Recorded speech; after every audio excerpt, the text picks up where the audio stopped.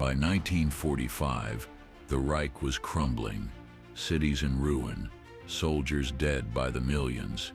But behind the wire of Nazi concentration camps, the system was still humming, fueled by obedience, fear, and brutality.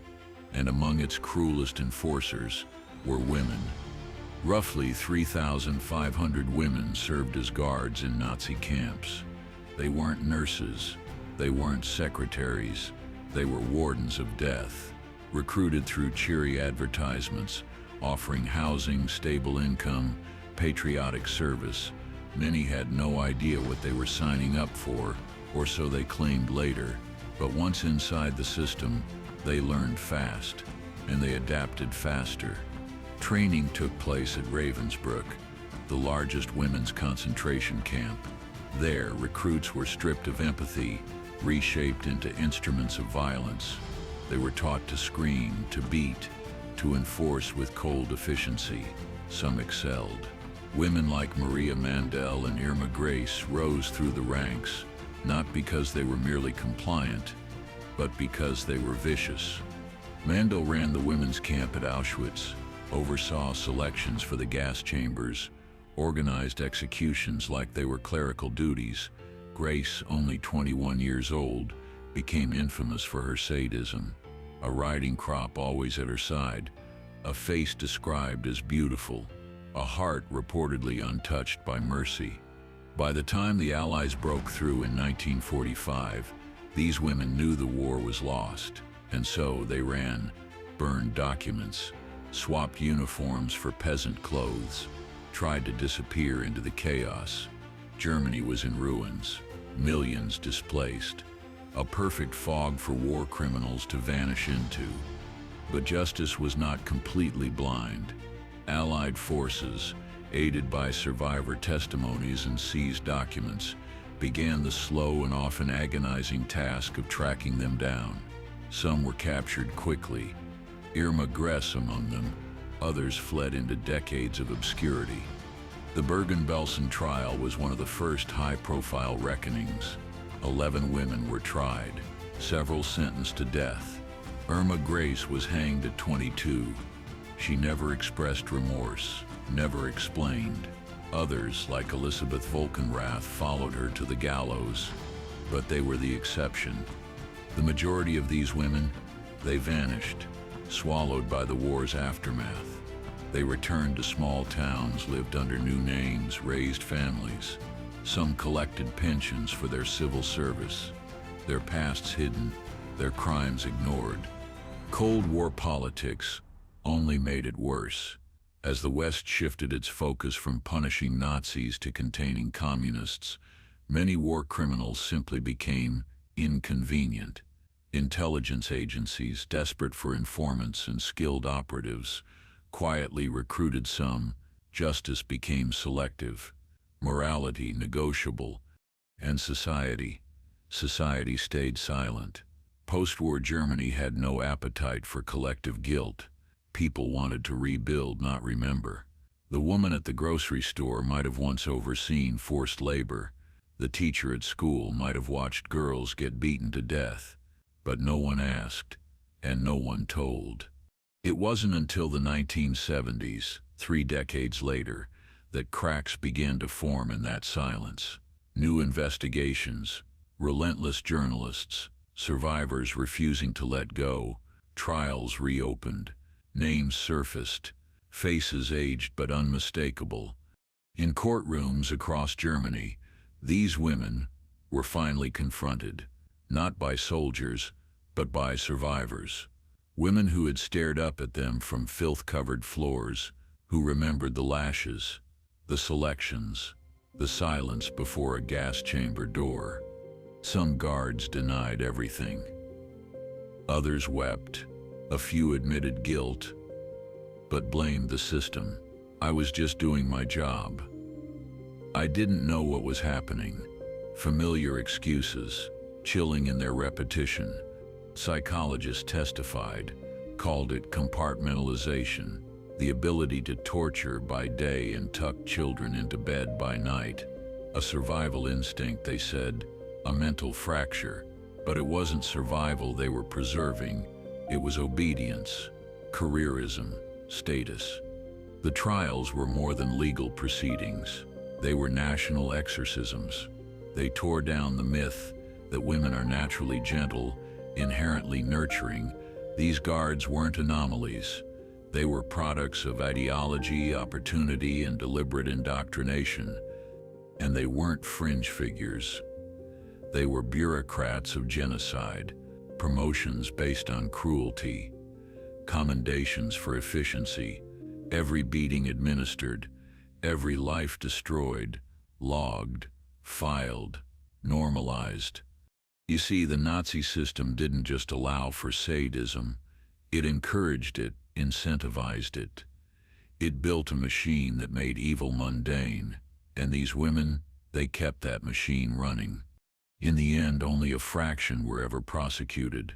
Some died before they could be brought to court. Others were deemed too old, too frail. A few, disturbingly, were honored, given quiet burials.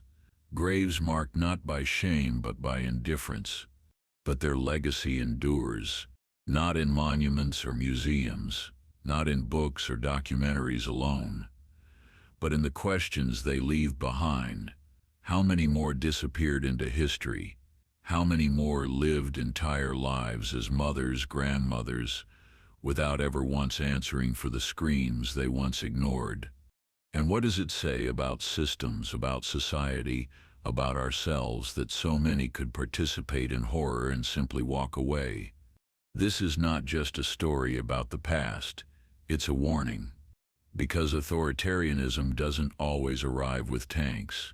Sometimes it comes with job offers, promises of security, uniforms handed out in training camps, and cruelty dressed up as order. And if we forget that, if we convince ourselves that only monsters commit monstrous acts, we blind ourselves to the truth that ordinary people, under the right conditions, can become architects of nightmare.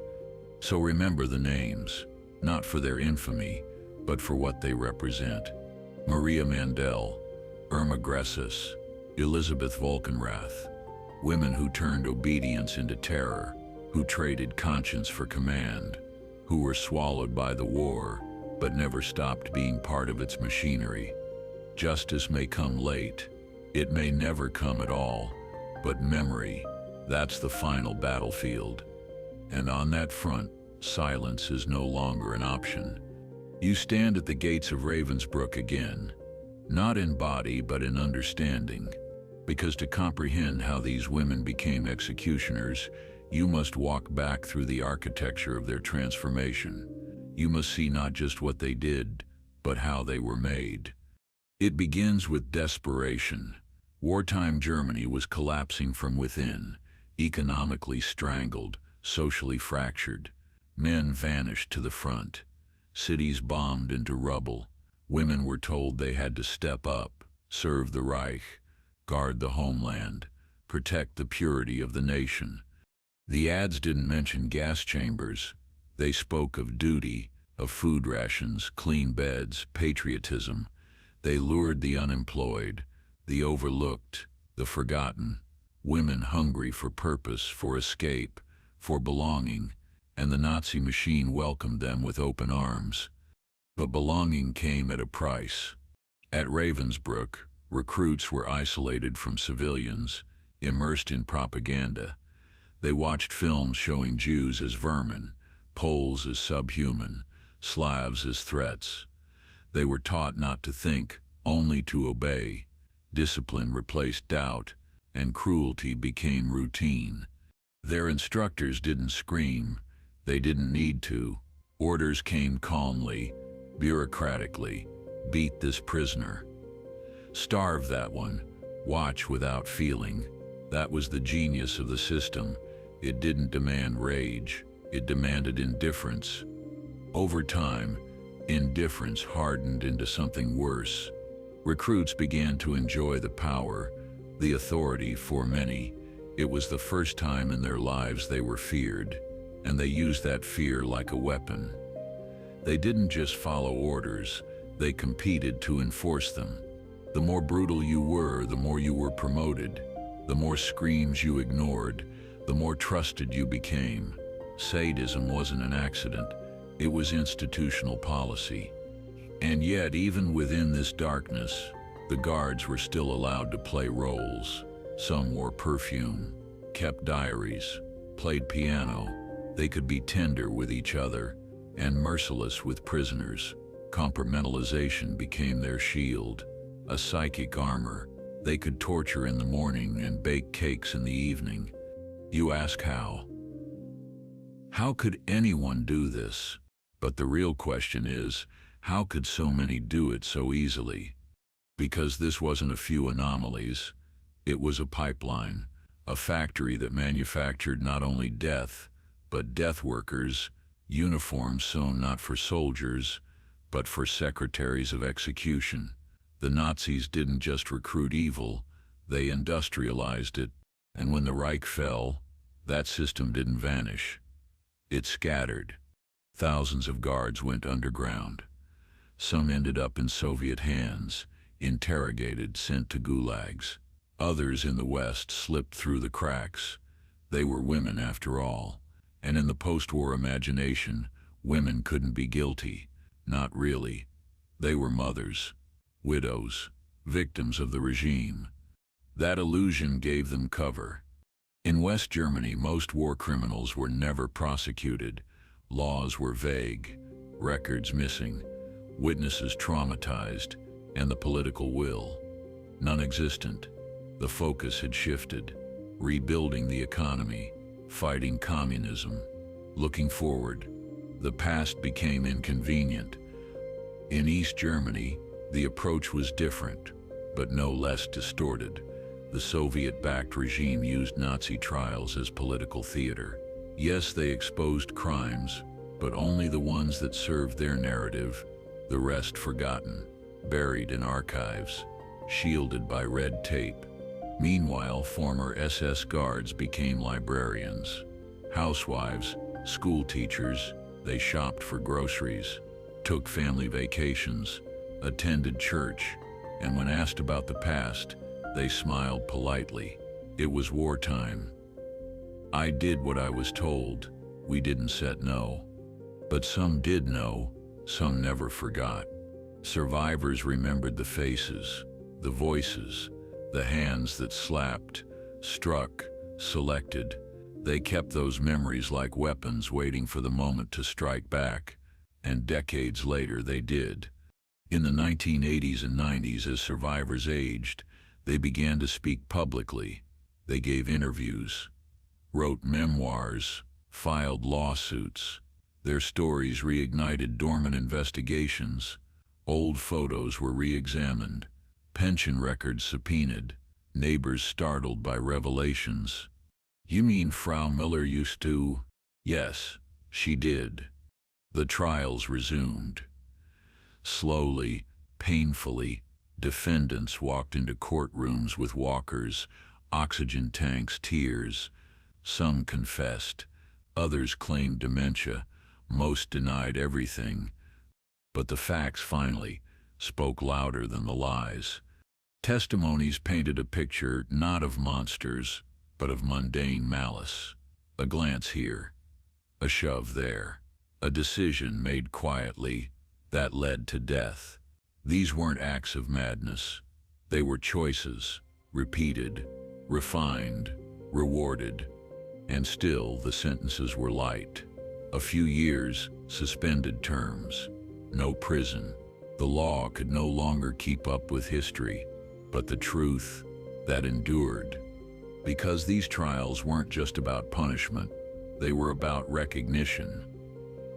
The survivors didn't want vengeance. They wanted validation, proof that their suffering mattered, that the world hadn't moved on without remembering what had happened behind the wire.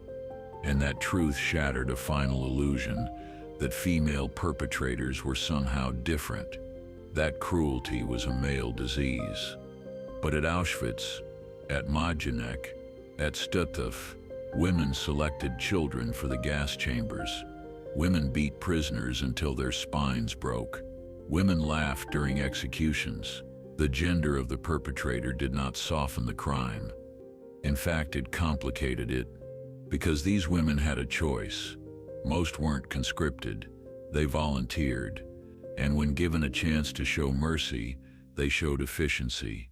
When given authority, they chose to wield it like a whip. The system didn't just make them evil, it revealed how close ordinary people can be to it. And that is the most terrifying lesson of all. Because history is not just memory, it's instruction. It tells you what to watch for, what patterns return, what silences signal danger. And today, the world trembles again, with old echoes, authoritarian rhetoric rising, dehumanization creeping into headlines, border walls, mass surveillance, national purity. It always starts small. A scapegoat, a slogan, a silence. Then someone hands you a uniform, tells you you're special, that you're needed, that your duty is to protect the homeland. And somewhere in that moment, another Irma Gress is born. You want to believe it won't happen again, that we've learned, that we're better. But vigilance is not a guarantee. It's a discipline, a commitment to remembering not just the victims but the enforcers, not just the atrocities but the bureaucracy that made them possible. So what happened to the SS women? Most were never punished. Some were executed.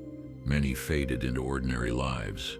But their legacy remains etched into the annals of human behavior, a warning not just about what happened, but about what can happen again. You can't bury history. You can only choose how to live with it.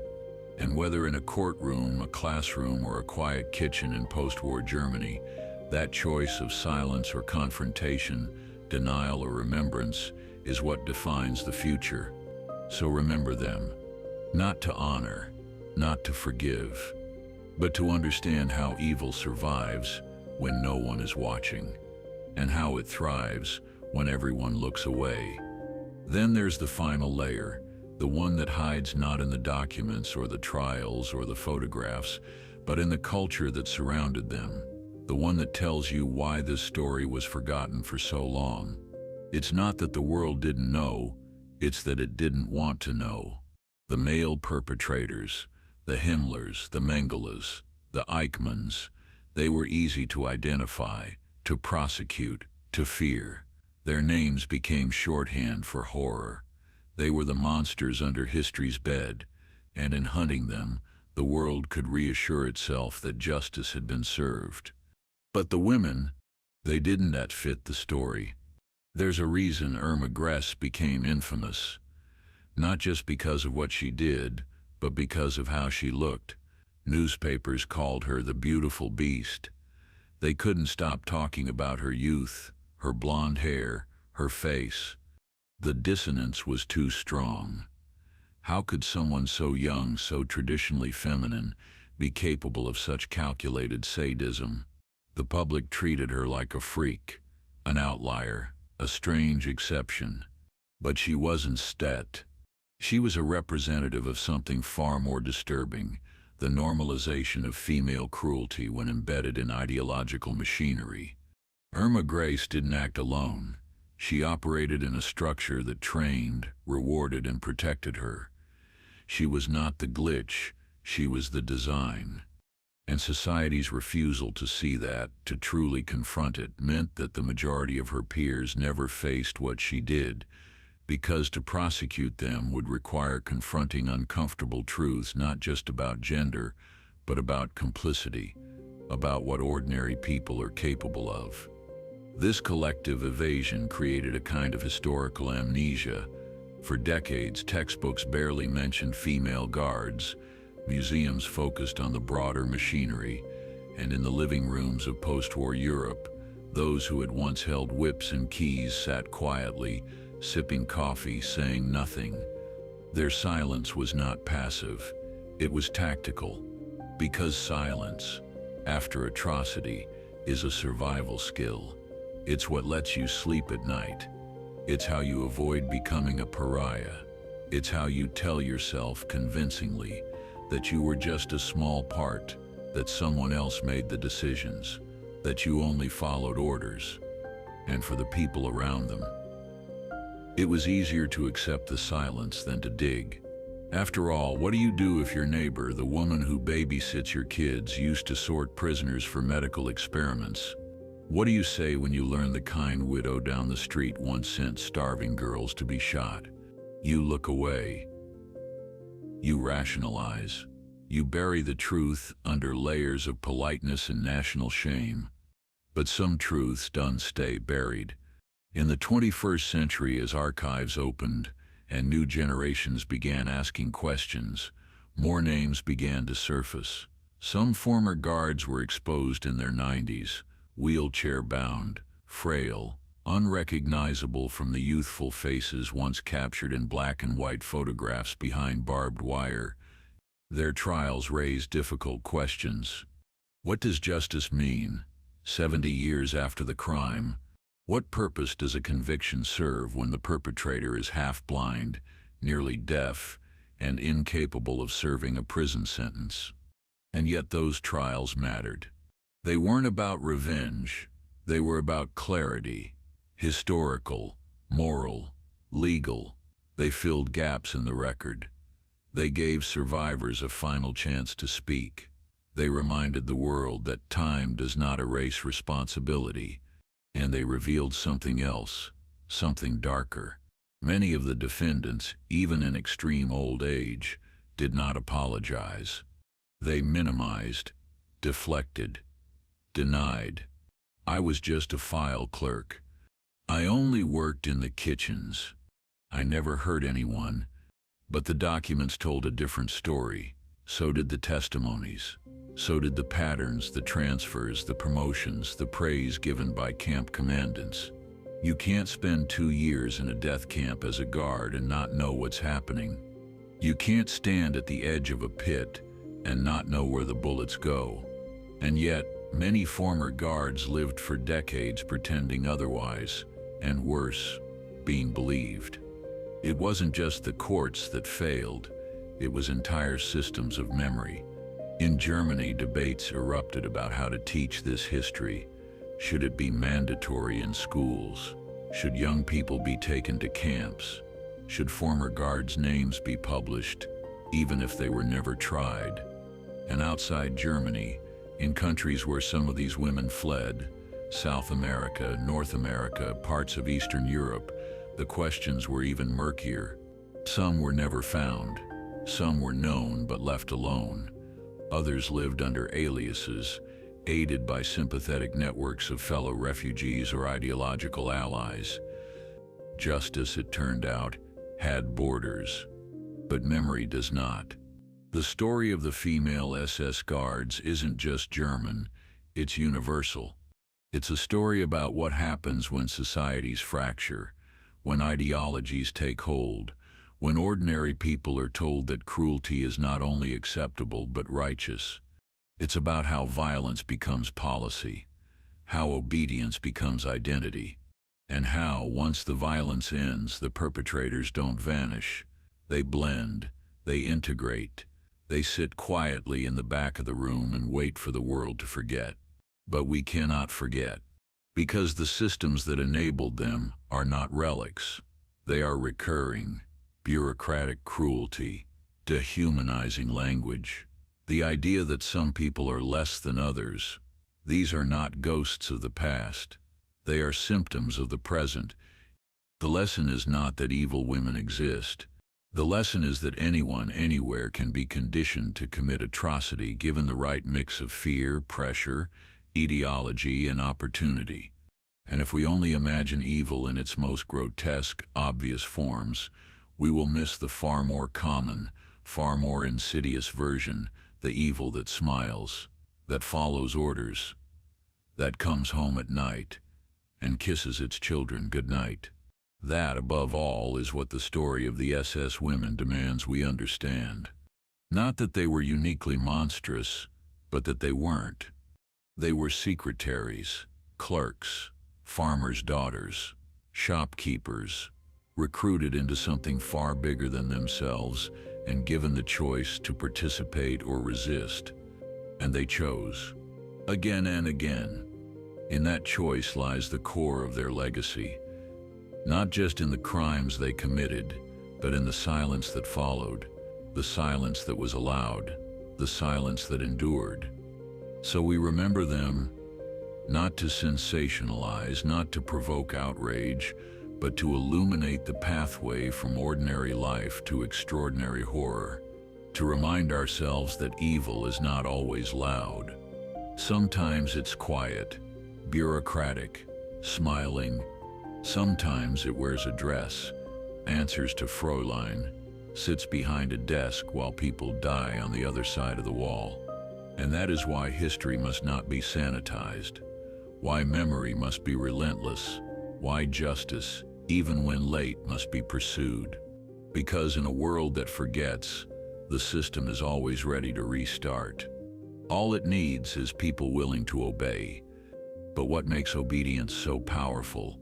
What compels a woman barely out of girlhood to trade conscience for command, to stand on a ramp and point left or right toward labor or toward the gas chamber?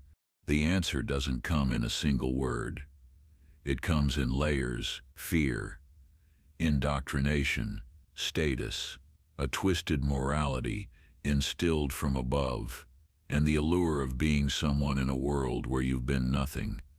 Many of the women who became SS guards didn't grow up with power. They didn't inherit wealth. They weren't born to rule. They were the daughters of farmers, of factory workers, of broken families in a broken country. And when the Reich offered them uniforms, titles, and beds of their own, it felt like salvation. They weren't seduced by ideology alone. They were seduced by meaning. In the camps, they became arbiters of life and death. They had authority, control, even respect, of a sort. In a regime where women were expected to serve, these guards were among the few allowed to command. They didn't just enforce terror, they embodied it, and they did so willingly.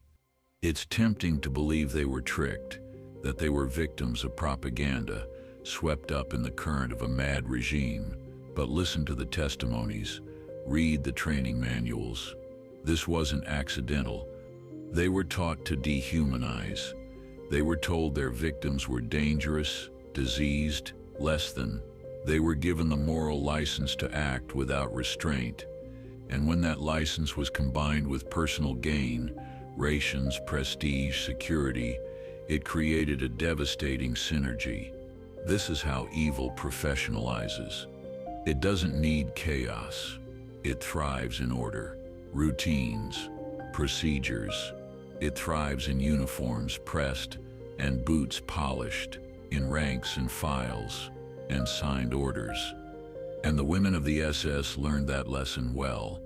They learned that to survive in the camp system, you didn't need to be sadistic, you just needed to be efficient. Sadism was a bonus. Efficiency was policy. Some guards did become sadistic. They beat prisoners for sport. They humiliated women for amusement. They turned executions into entertainment.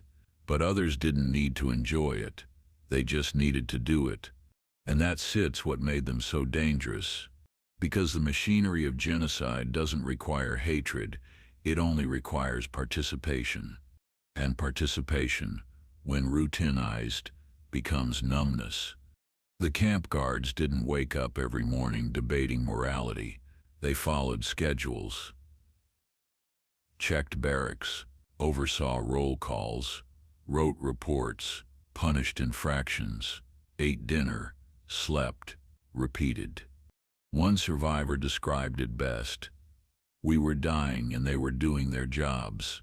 The guards' ability to compartmentalize wasn't a glitch in the human psyche. It was a feature.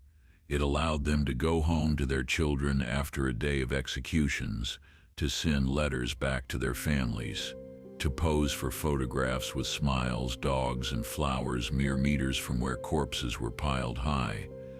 That is the horror of systemic evil. It doesn't require demons. It requires functionaries. and the female SS guards were nothing if not functional. Their presence in the camps also had a strategic logic. Women could monitor other women. They could control female prisoners without the risk of sexual misconduct or insubordination. Their authority was unquestioned, their violence often more direct. The idea that women were naturally more compassionate was a myth the Nazis were happy to exploit, because that myth meant no one suspected them. No one expected them to be dangerous, which made them even more effective. And after the war, that myth became their shield. When Allied forces liberated the camps, they found corpses stacked like wood, gas chambers reeking of chemicals, survivors barely clinging to life, but many of the perpetrators were gone. The high-ranking men had fled or died, or were rounded up quickly. The women, they vanished into the crowd. Few had distinct insignias. Few had well-known names. They slipped into the chaos of surrender, into the sea of refugees, the rubble of bombed cities. Some returned to their birthplaces, others moved to new towns. They became wives, seamstresses, nurses, grandmothers, and the world let them, because tracking them required time, willpower, and memory.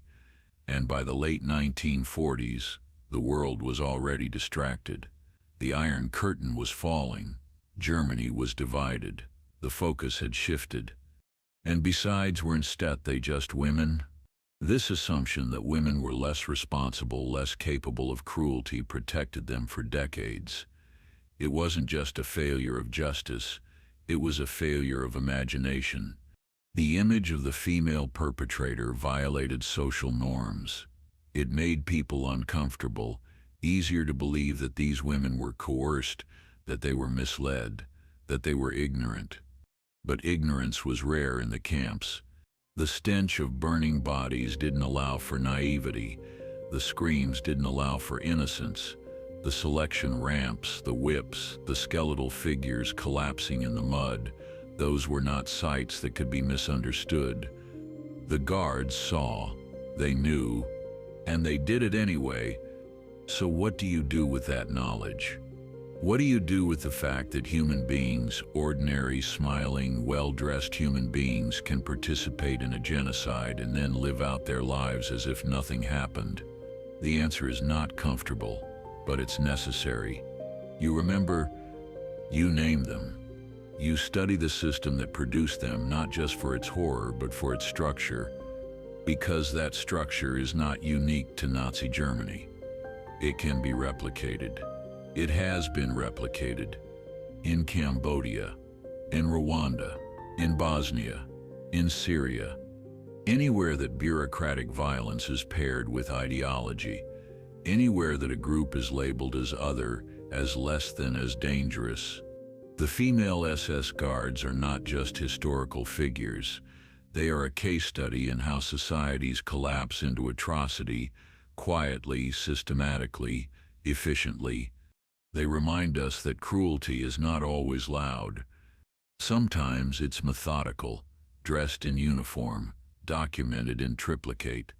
Sometimes it walks past you in the market and nods hello, and that is why remembering them matters. Not because they were the worst, but because they were not the worst. They were average, typical, replaceable. The system could train thousands more like them if needed. It still could. So you study them. You teach their names. You confront their choices. Not to haunt the present, but to protect it. Because the machinery of evil is always idle somewhere, waiting. And it doesn't start with monsters. It starts with clerks, with neighbors, with women looking for a paycheck, with silence. And it ends, if you let it, with smoke. But smoke doesn't rise on its own. It's the product of countless hands. Hands that open gates, sign papers, lock doors, push buttons, and sometimes those hands are soft, small, adorned with a wedding ring. Sometimes They belonged to women who once sang lullabies or tended gardens, women who believed they were doing what was expected of them, what was right. That sets what makes the story so unbearable, because it forces you to look past caricature, past the notion that evil is somehow inhuman, unrecognizable, foreign. The truth is more disturbing. Evil is deeply human, and when it's institutionalized, normalized, and rewarded, it thrives. The Nazi regime didn't need to convince every guard to hate. It just needed them to comply. And compliance, under the right pressure, is frighteningly easy. A young woman gets an offer: steady pay, free housing, a uniform, and the honor of serving the fatherland. She's told she'll be maintaining order at a detention facility. She believes what she's told, or pretends to. Either way, she signs. Soon she's at Ravensbrück. She sees things, hears things. The first few nights she can't sleep. She wonders what she stepped into. But then her supervisor says it's normal, that this is necessary, that these people are dangerous, that you must be strong. She stops asking questions. She watches others beat prisoners. She flinches, then she stops flinching. By the end of the week, she's shouting orders. By the end of the month, she's striking prisoners herself. By the end of the year, she sets one of the best. Promotions come, respect, commendations, and beneath it all a hardening of the soul, not through violence, through repetition. This is how complicity takes root, not through ideology alone, but through habit, through routine, through a culture that turns atrocity into protocol. When the war ends and the Allies arrive, she burns her uniform. She flees. She knows what she's done. She knows what she's seen. And she knows the world will soon know too. But when she's not arrested, when no one comes knocking, a new possibility emerges. Maybe she'll never have to answer for it. Maybe the silence will last. And for decades it does. Because justice, in the real world, is imperfect, partial, political. By 1946, the world was already rearranging itself. The Cold War began to cast its shadow over Europe. The Soviets and the Americans weren't just hunting Nazis anymore. They were hunting leverage, allies, operatives, expertise. Former Nazis, male and female, found new uses. Some were recruited, others were ignored, a few were quietly protected. The bureaucratic machine that once enabled genocide was repurposed, repainted, and often left intact. And the women who once stood in guard towers now stood in checkout lines. They raised children, joined knitting circles, kept their secrets buried beneath decades of silence and domestic normalcy. And those around them, they were complicit in that silence. Neighbors suspected, relatives guessed, but questions were dangerous, inconvenient, and so they went unasked. It's only when survivors began to speak decades later that those questions returned. What did you do during the war? For some, the answer came in choked confessions. For others, in bitter denials. But many simply said nothing. They hoped the past would stay buried, that no one would connect the old woman on the park bench to the young guard at Majdanek. But memory is relentless. It comes back in documents, in photographs, in the testimony of those who survived when so many didn't. And when it returns, it doesn't just indict the perpetrators. It indicts the systems that protected them, the courts that delayed, the governments that looked away, the societies that preferred forgetfulness over confrontation. And the reckoning is never clean. When former guards were put on trial in their 80s and 90s, some cried, others claimed frailty, memory loss, confusion. But survivors remembered. They remembered the beatings, the barking dogs, the arbitrary punishments, The way the guards looked away as mothers were torn from their children. The way they laughed, or worse, didn't react at all. And in that contrast between memory and denial, another truth emerged. The wounds of genocide do not close. They scar, they linger. They pass from generation to generation. Because justice delayed is not just justice denied, it's a continuation of the violence in another form. The trials were symbolic, rare, often too late to carry out real punishment, but they mattered. They drew lines between fact and fiction. They prevented total erasure. They preserved the names, the faces, the stories. They refused to let evil vanish without a trace.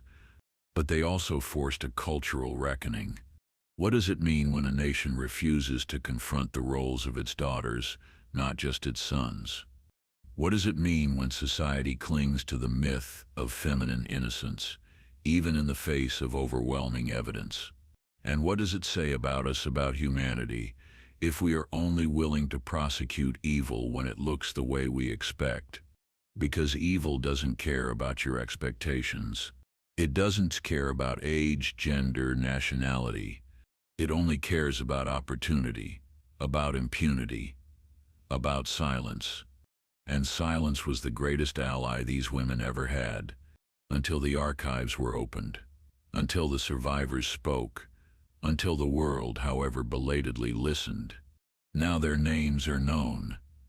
Their stories are told, not to shame them, though shame is warranted, not to sensationalize, though the horrors are real, but to bear witness, because in every generation there will be another regime, another ideology, another system that demands obedience over empathy.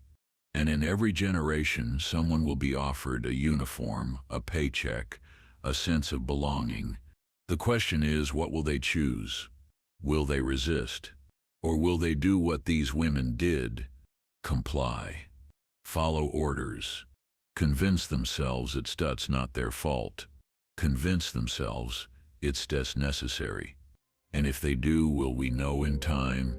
Will we speak out? Will we remember what forgetting costs? That is the legacy of the female SS guards, not just in what they did, but in what they reveal about the human condition. They show us how easy it is to build a system of atrocity, how fast it can scale, how quietly it can spread, and how slowly it is ever undone. So we study them, we speak their names, we confront the machinery they help maintain, and we remind ourselves vigilance is not optional. Because the next time the world begins to fall apart, the uniforms will look different, the slogans will change, the enemy will be renamed, but the mechanism will be the same. And the people who staff it, they once did look like monsters. They still look like neighbors. They still look like us. You want to believe there's a clear line between good and evil, between victims and perpetrators. But the line isn't drawn in blood, it's drawn in choices. And choice, when shaped by ideology, fear, and reward, becomes slippery. That's what makes the story of these women so harrowing. Not just that they committed atrocities, but that they committed them without ever seeing themselves as villains. That they participated in genocide and still considered themselves decent. The psychology of that disconnect is not new, but in these women, it was weaponized. They believed they were protecting order, that their victims were a threat, that what they were doing was not cruelty, it was duty. And that belief didn't come from nowhere. It was drilled into them. The Nazi state didn't just demand obedience. It created a moral inversion. It redefined cruelty as virtue, violence as service, and the women absorbed it. When prisoners collapsed from exhaustion, the guards didn't help. They punished. When they cried for water, they were mocked. When they begged for their children, they were slapped. These weren't anomalies. These were procedures. The SS didn't recruit monsters. It manufactured them, and it did so with alarming efficiency. Women who had never held authority were suddenly given total power over life and death. They were untouchable, feared, elevated. In a world where women were supposed to be subordinate, the camps gave them dominion. They could shout at men, command respect. They were no longer background players, they were enforcers. And that status was intoxicating. It's why some stayed even when transfers were possible, why they rose through the ranks, why they volunteered for harder assignments. Because for the first time in their lives, they mattered. It's a dangerous thing, feeling important inside a system built on dehumanization. Because the moment you internalize that identity, you stop seeing the people around you as human. You start seeing them as problems, numbers, risks to be managed. That's what happened in Auschwitz, in Ravensbrück, in Reich. That's how women, ordinary women, became arbiters of annihilation. Not in a fit of rage, but in uniform, on schedule, with paperwork to match.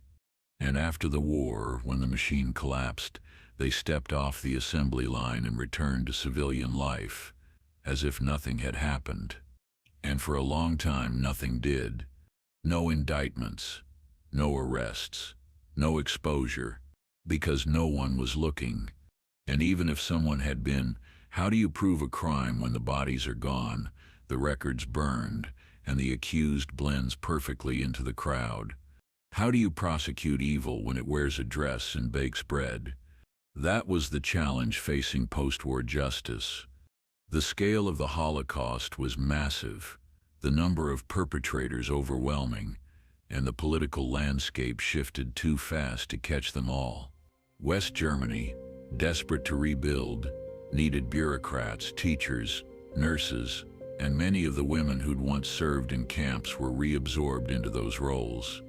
The government looked forward, survivors were told to move on, and the past was buried beneath decades of economic prosperity and Cold War silence. But history has a way of resurfacing. When the trials returned in the late 20th and early 21st century, they weren't just about punishment. They were about truth, about clarity, about forcing a reckoning with a national lie. And in courtrooms across Germany, the silence was finally broken. Survivors testified, recalled names, faces, scars, and the women. Some cried, some denied, some showed no emotion at all. But none of them could unwrite the past. None of them could change what had been documented, what had been witnessed, what had been endured. Their defense was always the same. I didn't know, or I had no choice, or it was the system. And it was, but the system needed people, and they were those people. Every uniform sewn, every whistle blown, every blow delivered, every door locked, every order followed. Those were choices, and choices carry weight. Even 70 years later, even when made under pressure, even when made by women. That's the final layer of discomfort, the part society resisted confronting the most. Because female cruelty violates expectation. We expect men to be brutal, we're conditioned for that. But women, we expect compassion, nurturing. That expectation gave female guards cover in the camps, in the courts, in the decades that followed. It allowed them to fade into roles that society saw as safe, maternal, innocent. But history tells a different story, one of complicity, one of participation, one of power used not to protect but to dominate. And that story must be told. Because the world today is not so different. Propaganda still spreads, authoritarianism still rises, dehumanization still infects public discourse. The machinery may look different, but the blueprint is the same. A crisis, a scapegoat, a call to action, and an invitation to join, to serve. to obey. And somewhere a woman hears that call, not because she is cruel, but because she is afraid, because she is angry, because she wants to matter. And the system once again is ready to give her purpose. That's how it begins. With uniforms, with rhetoric, with silence. It ends with smoke. So you remember the SS women not just for what they did, but for what they became, and for what we must never become. Because history doesn't just repeat itself. It waits. The weight of that history doesn't just rest on the shoulders of those who lived it, it rests on yours. Because memory, unlike law, isn't bound by statutes of limitation. It doesn't expire. It doesn't weaken with time. If anything, it grows heavier the longer it's ignored. And this memory, this truth about the women of the SS is not just about them, it's about what people become when ideology replaces morality, when propaganda replaces empathy, when obedience replaces thought. You need to understand that the women who served in the Nazi camp system weren't possessed by some ancient evil. They were not born to be executioners. They were taught, shaped, incentivized, and they became willing components of a genocidal state. That sets the lesson. That human beings, given the right or wrong conditions, can rationalize anything. And it wasn't just the women who stood guard at gates or barked orders in the roll call yards. There were others. Women who worked as typists in the commandant's office, as radio operators, as nurses conducting so-called medical experiments that maimed, each one contributing, each one playing a part. Not every act of evil leaves blood on the hands. Some leave ink on paper, some leave silence in the face of screams. Some leave nothing visible at all, only absence. In Auschwitz, in Bergen-Belsen, in Ravensbrück, silence hit hard, surely as bullets. And these women, in thousands of instances, chose silence, chose to avert their eyes, chose to carry out orders, chose to ignore the cries behind the walls. And for years after the war, the world made the same choice: to look away, to build highways over the ruins, to file away the testimonies, to focus on the few who had been punished and pretend that justice had been done. But justice without truth is a facade. And the truth, when it finally came in fragments. Old photographs, survivor memories, bits of testimony preserved like glass shards in history's hand. They painted a picture not of demons but of women, human women, laughing in photographs, writing letters home, describing their days in simple, detached language. One wrote about the smell in the air, the ash in her hair, but never once questioned the source. Another kept a diary about how difficult the prisoners were, how undisciplined, how dirty, how inferior. She never mentioned the beatings, the starvation, the fear. This too is complicity, the rewriting of reality, the normalization of cruelty, the passive acceptance of suffering. And when the camps were liberated, when the true scale of the Holocaust became undeniable, these women had to make another choice: to tell the truth or bury it. Most buried it. They crafted new identities, married, changed their surnames, claimed they'd only worked in the kitchens, only passed through, only followed orders. And in a post-war world desperate to move forward, those lies were accepted. Not just by governments, but by communities. People didn't want more trials, more guilt, more reminders. So the stories of the SS women became background noise, murmurs in historical footnotes, questions left unanswered, until the survivors demanded otherwise. In the 1970s and beyond, as Holocaust remembrance became a movement, not just a memory, pressure grew to hold all perpetrators accountable, even those who had aged, even those who looked harmless. And that effort mattered, not because it punished every guilty person. It didn't. But because it proves something larger. That time does not erase guilt. That age does not grant absolution. That what you do in uniform matters long after you hang it up. Some of the guards faced trial in their 80s and 90s. They arrived in wheelchairs, with oxygen tanks, with trembling hands and weak voices. And yet the testimony against them described strength, violence, power wielded with precision and pleasure.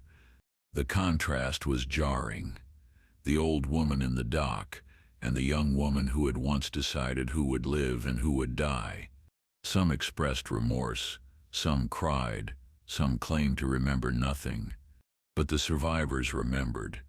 One woman recalled being 17 and stripped naked in front of a female guard, beaten, degraded, shamed. She remembered that the guard laughed. That detail, a laugh, stayed with her for decades. Because cruelty isn't just physical, it's psychological, and the SS women knew that. They knew how to break a person without laying a hand on them. They understood the power of humiliation, of control, of reducing a human being to something that could be kicked, denied food, or watched as they died. They knew, and they did it. And after the war, they lived ordinary lives, walked past schools, sat in cafes, voted. And if you had asked them about the war, most would have deflected. I did what I had to. I didn't have a choice. I didn't know. But they did know. They knew because they stood on the selection ramps, because they heard the screams, because they enforced rules designed not for order but for annihilation. And that truth matters. It matters because history tends to sanitize itself. It paints perpetrators as otherworldly, as madmen, as monsters. But the SS women weren't monsters. They were people. They wrote letters to their sisters. They flirted with male guards. They played music, and then they went back to work guarding the gates to hell. That dissonance is what you must remember. That evil doesn't need horns and fangs. It needs uniformity, obedience, an excuse. And when it comes wrapped in nationalism, duty, and order, it can be hard to recognize until it's too late. That's why this history matters now. Because the warning signs are never loud at first. They're whispers, subtle changes in language, policies that target the vulnerable, authority that demands compliance without question. And people, ordinary people, are given roles to play. Small roles. Just follow orders, they're told. And slowly, they forget how to say no. The female SS guards remind you where that path leads. They remind you that complicity isn't always a decision made in rage. Sometimes it's a failure to resist, a silence too convenient, a job too easy to quit. They remind you that the line between order and atrocity is thinner than we'd like to believe, and that in every society, in every generation, someone is standing at that line right now, deciding whether to cross it. So you remember their names. You remember what they did. You tell their story, not for spectacle, not for vengeance, but because history demands honesty, and because justice, even when incomplete, is better than silence. Because silence is where it all begins, and silence is how it always comes back. So where does that silence come from? Not just from fear, not just from shame. It comes from something more corrosive. Denial. Not outright, thunderous denial, but the quiet kind. The denial that whispers, "It wasn't that bad." That says things were complicated. That offers 1,000 little justifications, one compromise at a time. That's what kept these women invisible for so long. Not just that they were forgotten, but that they were allowed to forget themselves. They reintegrated into post-war life with alarming ease. Many returned to their families. They married, They raised children. They found work. They paid taxes. And all the while, they avoided eye contact with their past. Some even received pensions. German bureaucracy, in its relentless orderliness, continued to recognize SS service as valid employment. That meant decades later, former guards still received benefits for the time they spent facilitating the punishment. Can you comprehend the absurdity? A woman who stood watch over thousands of starving prisoners retires comfortably in a small West German town, her income subsidized by the state she once served and later betrayed. And yet when reporters knocked, when questions resurfaced, the most common response was a variation of the same phrase, "I was just a small part." That phrase echoes through every system of atrocity. I was just a small part, as if a cog can claim ignorance of the machine, as if the conveyor belt bears no responsibility for what comes off its end. Every registry, every bunk count, every refusal to intervene, every look away. These women didn't operate in a vacuum. They operated in a meticulously engineered ecosystem of terror. Their violence wasn't rogue. It was structured, supervised, logged. In the SS system, discipline and brutality were not opposites. They were two arms of the same doctrine. You were expected to follow the rules, and the rules demanded cruelty. This is what makes the SS women so instructive. Their crimes were not crimes of passion. They were crimes of order, crimes of conformity, crimes carried out in perfect synchronization with a system that rewarded the efficient and discarded the weak. And when that system collapsed, many of them didn't reflect. They recalibrated. Because that's another dangerous human trait, the ability to adapt without remorse. When the Third Reich fell, the masks didn't come off. They changed. The narrative shifted. I didn't no. I never hurt anyone. I tried to help when I could. But documents say otherwise. Witnesses say otherwise. Bodies say otherwise. And that contradiction between truth and revision never resolves itself. It must be confronted, dragged into the light. This is why the late trials were so critical. Not because they could reverse the damage. They couldn't, but because they exposed the mechanisms of forgetting. In the courtroom under oath, many of these women told stories they'd rehearsed for decades, that they were clerical workers, that they avoided direct contact with prisoners, that they didn't witness violence. And in some cases, they had convinced themselves this was true. This is the final, most insidious form of denial, self-erasure. Not just denying what you did, but reshaping your memory until you truly believe you were innocent. Psychologists call this cognitive dissonance reduction. The mind cannot hold both guilt and self-image indefinitely, so it edits, it softens, it forgets. But survivors don't forget. They remember the sound of boots on concrete, the slap of leather on skin, the way a guard looked down at them with disdain or, worse, amusement. They remember names, accents, faces, and when those memories collide with the lies of the accused, truth has its reckoning. In one trial, a survivor described being ordered to carry the body of her best friend to a pile of corpses. The guard who gave that order was in the courtroom, 70 years older but still recognizable. She denied it ever happened. The survivor did not. Whom do you believe? In the court of public memory, that's a harder question than it should be, because time erodes sympathy, age blurs perception. The accused becomes pitiable, weak, trembling, near death. But pity can instead erase the past. You can't pardon a crime because its perpetrator got old. And yet many of these women were never punished, not because they were innocent, but because the world lost interest. That is perhaps the greatest danger of all, not evil itself, but the fatigue of confronting it. When the war ended, there was an international appetite for justice, but appetites fade. Priorities shift.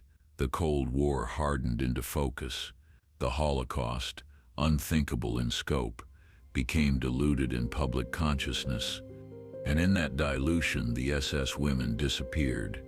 They were rarely mentioned in museums, rarely written about in early histories. Even the survivors for a time struggled to speak about them, because the betrayal was layered.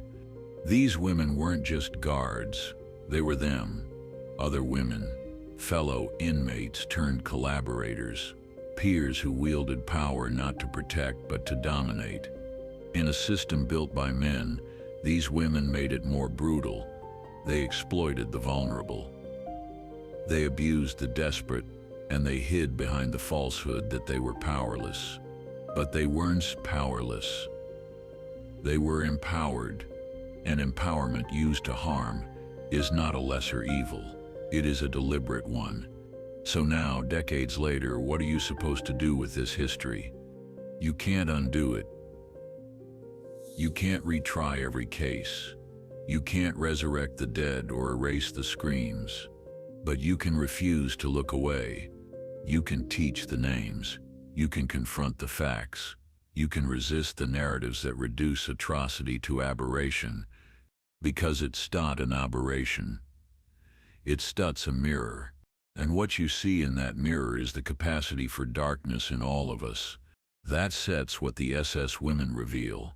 Not that women can be evil, that SIP's obvious, but that evil can be banal, that it can smile, that it can go unnoticed in the very people we trust. So the next time you hear someone say that could never happen again, ask them why not. Because all it takes is a crisis, a demagogue, a system of rules, and people willing to enforce them without question. And evil doesn't knock on the front door, it enters quietly, in the name of safety, of order, of national pride. It enters with paperwork, not parades. And once it's inside, it doesn't leave until it's pulled out, one name, one face, one truth at a time. That is the work of remembrance. That is the weight of history. And that is your responsibility now. It always begins the same way. A job offer, a uniform, a sense of belonging, a chance to be part of something larger than yourself. That's how it started for many of the women who became guards in the Nazi concentration camps. Not with hatred, not with rage, but with a promise, a role to play, a structure to follow, a hierarchy to climb. You don't begin by thinking you'll end up standing over emaciated prisoners, whip in hand. You begin by following instructions, by being told it's necessary, by being told it's right. And every day the line between obedience and morality gets thinner. You learn the rules, you internalize them, and slowly your empathy dulls. The people you guard, they're no longer people. They're categories, enemies, risks. The girl you once might have smiled at is now a prisoner number. The woman who begs for her child, she's now a problem to be handled. And once you learn to look away, really look away, there's no going back. That's the psychological descent, the gradual shedding of conscience. And it's not unique to one regime or one gender. It's human. What made the female SS guards terrifying was not that they were aberrations of womanhood, but that they weren't. They were ordinary, and yet they became essential to the system of death. They weren't afterthoughts. They were core components of camp operations. They ran the blocks, enforced discipline, conducted searches, participated in selections. They chose who would live and who would die. And afterward they washed up, had coffee, wrote letters home. Some kept scrapbooks, postcards, mementos, bits and pieces of their time in the camps, the same way someone might remember a job abroad, because that sets how they saw it. A job, a duty. Even decades later, Many did not frame their actions in terms of crime. They spoke of unfortunate circumstances, of difficult times.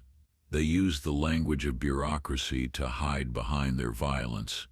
One woman, confronted in her old age, insisted, "I just wanted to serve my country." Another said, "I didn't hurt anyone directly." But what does directly mean in a system designed to punish? You walk a prisoner to the gas chamber. You don't close the door yourself, but you stand there. You ensure she doesn't run. You follow procedure. Is that not violence? Is that not participation? We live in a world that craves clarity. Villains in black, heroes in white. But the SS women shatter that illusion. Because they were not monsters. They were daughters, friends, co-workers. They were polite. They made conversation. They fed their pets. And they enforced mass genocide with ruthless consistency. That contradiction, that capacity for horror behind a smile, is what makes them unforgettable. And in forgetting, we risk far more than ignorance. We risk repetition. The post-war world, especially in the West, chose to compartmentalize, to isolate the crimes of the Holocaust from the mundane machinery that supported it. We spoke of Hitler, of Himmler, of Eichmann, but we rarely spoke of the women who helped make their orders reality. That omission was not accidental. It was cultural, gendered, strategic. Acknowledging female perpetrators would mean rethinking our assumptions about femininity, morality, and the limits of evil. And so the archives gathered dust, the testimonies lay buried, the survivors' stories went unrecorded. It took decades, literal generations, for that silence to crack. When it did, it came not as a scream, but as a slow, steady unraveling of denial. Trial by trial, name by name. And what was revealed wasn't just the scope of female complicity, it was the systematic reluctance to confront it.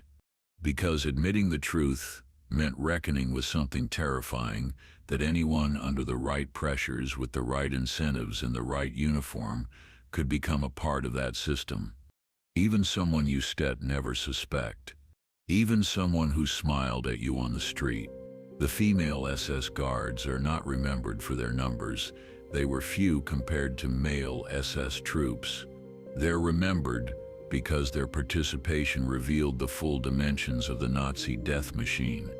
It wasn't just fueled by orders from above. It was carried out by hands at every level. Hands that could cradle a baby one year and hold a rifle the next. What matters most now is not how many of these women were brought to justice. It's what their story teaches us. That atrocity is not always loud. Sometimes it's quiet, organized, professional. Sometimes it wears perfume, bakes bread, laughs at jokes, and sometimes it walks away undetected for 50 years. The failure to hold these women accountable wasn't just legal, it was moral, societal, global. We didn't want to see them for what they were. We wanted to preserve a vision of femininity as nurturing, passive, harmless. But the Holocaust tore that illusion to pieces. Women weren't just victims. They were also perpetrators, and their cruelty was no less brutal because of their gender. In some cases, it was more so because it caught victims off guard, because it weaponized trust, because it defied every instinct the world had about who could harm and who could heal. And yet we are still slow to accept this. We still ask, how could they? We still act surprised. But surprise is a privilege, one we can no longer afford. Because the mechanisms that enabled those women still exist. Propaganda still spreads. Hierarchies still reward obedience. Systems still look for those willing to do what others won't. And the next time a regime rises, it won't care who fills its ranks. It won't distinguish between male and female, between young and old. It will ask only one question: will you follow orders? And once that answer is yes, the rest is just logistics. That sets the warning the SS women leave behind. Not that evil exists, but that it can become ordinary. It can take the form of a uniform, a routine, a performance review. And if no one resists, if no one remembers, if no one holds the line, then it returns. So you must not forget. You must not let them vanish again. Not the names, not the actions, not the excuses, because they will try to reappear in different clothes, with different flags, speaking different languages. But the result will be the same. And when that moment comes, when the next generation is told to choose between comfort and conscience, history must stand ready, with truth, with testimony, with memory that does not fade. Because remembering is not passive, it is resistance.